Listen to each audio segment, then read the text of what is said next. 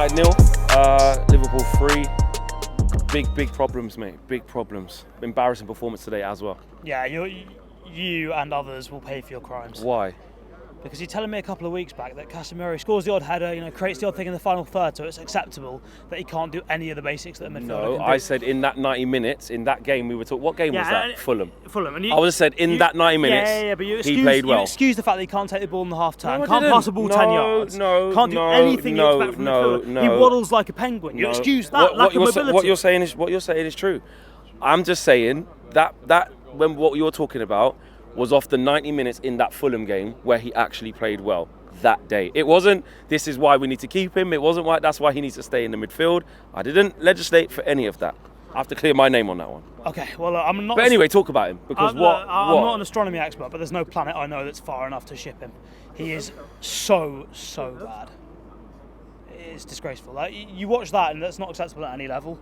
I think when... Look, I don't think Toby Colley is ready by any stretch of the imagination. He's got a fast track now. But when he came on, at least you can forgive him making mistakes because he's not a seasoned player. This guy's won 5 Champions Leagues and he can't pass the ball 10 yards. It's embarrassing. And he can't move. And his decision making, like his shot, it's just all gone. It's everything that he was able to do is gone. No. You say it's all gone. Yeah.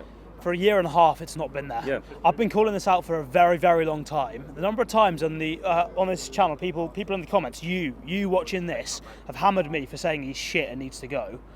I've been absolutely destroyed. Called basically everything under the sun for saying that he's terrible and has to go. And he just proves it week after week. The only difference today is that the mistakes have led directly to goals. He does it every week. He gives the ball away under no pressure, in poor areas, poor circumstances. We've known for years, every time he takes the ball, doesn't know what to do, he just chips it behind the defence and hopes someone's running onto it. There's a point at which that just isn't good enough. And he's started to realise that, and now we started to play short, which is even more dangerous. But it's the counter to that, which everything you said I agree with, by the way. Yeah. Manuel Ugarte has literally just been paraded to us, and that is why they have gone to get him. And obviously we're assuming, God please, that it's Casemiro will be not in the team anymore and he will play next to Kobbie because Kobbie needs our help. We can't misprofile Kobbie. Kobbie's not a runner. Kobbie doesn't have power like that. You saw how Diaz went straight past him.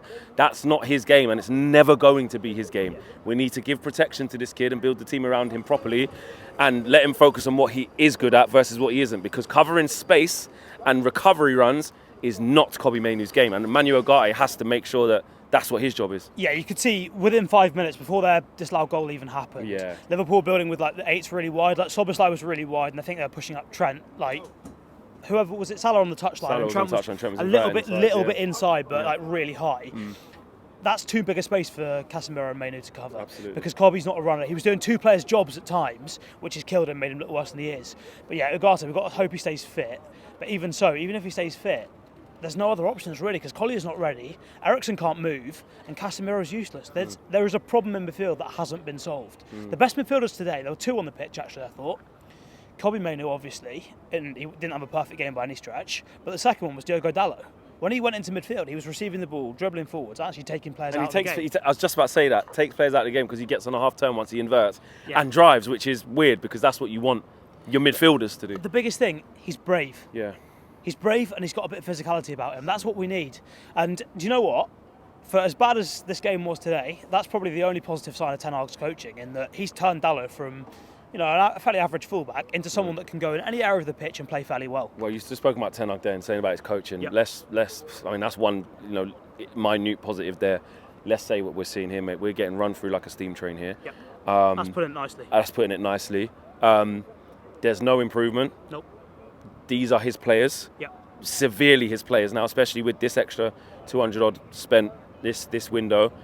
The pressure's mounting. He's got to show something soon. Now.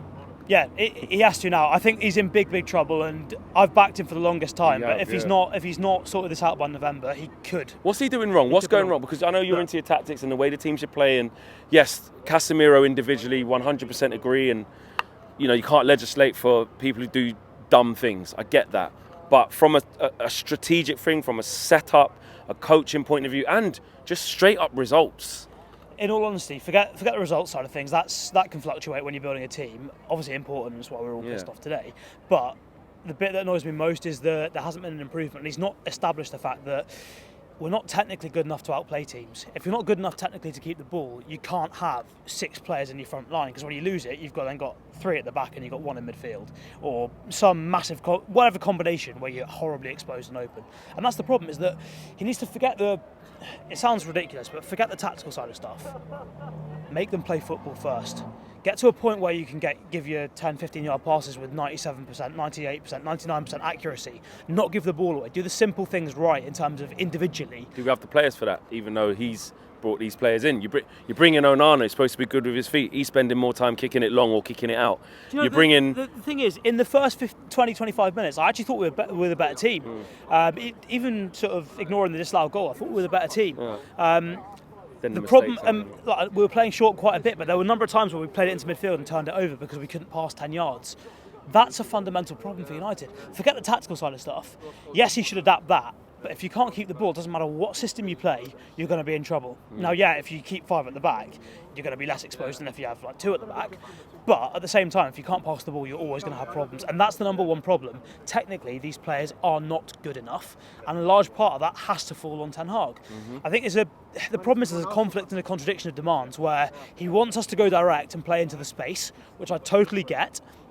But also, if you're going to do that, you have to have a structure in place, knowing that you're going to only win that ball 50% of the time. So that when you do lose it, you've got something in place to defend it. Otherwise, you're just open and going to get run through all the time. Any hope going forward? Do you think he can turn this around now and get a bit of calm, get the new signings settled? And Jerks, they struggled today as well. He's looking like he's going to want to be someone who just wants to come to the ball, have the ball. Yeah. That's another thing. I got hammered on here by you guys in the comments and on Twitter for saying that Xerxes was terrible in his first game here 2 weeks ago. Up until he scored his goal, he was absolutely terrible. Looked like he was absolutely, completely lost, no idea where to be. After that, the thing that changed was the Fulham defence started backing off and he suddenly had space. He had no space today and showed no ability to keep the ball, no ability to do anything other than bounce it from one centre-back to the other centre-back. That's not good enough for a striker at Man United. Now look, I appreciate he's a fairly young lad. First start. And look, he's been playing in Italy where it's walking. Exactly. It's walking football in Italy. Exactly. Like, it's not nowhere near the intensity of the Premier League, but at the same time, it's a different ball game and he's nowhere near ready.